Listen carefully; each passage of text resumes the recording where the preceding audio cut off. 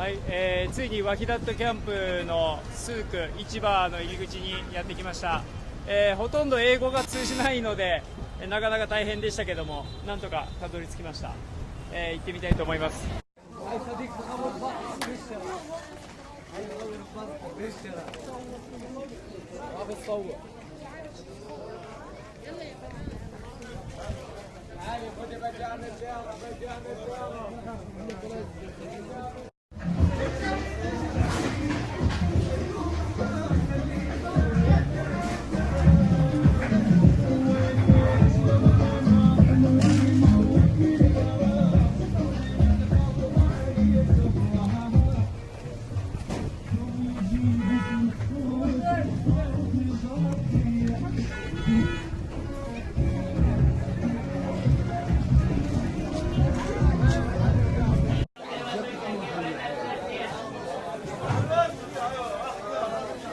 もう難民キャンプというよりは本当に巨大な市場ですね。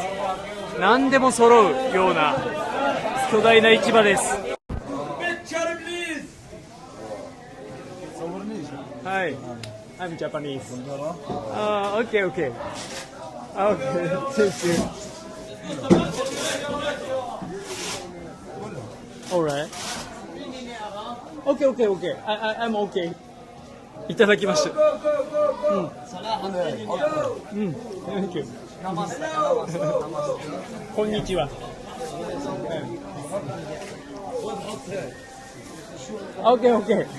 Thank you, thank you. シュクラン。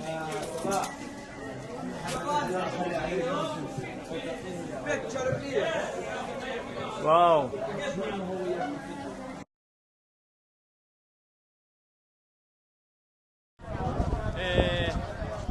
ワディハットキャンプ、ワディハットスーク市場ですね。もうどんなものでも揃うような、場所です。特に客引きとかしつこい客引きとかも特になくて、みんなそれぞれ、やってる感じなんですけども、まあ奥に入っていくと人懐っこい人とかが、アジアの人間が珍しいんで、声かけてくれたり野菜をちょっとくれたりとか、しました。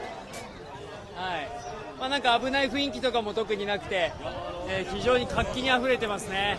土曜の夕方です。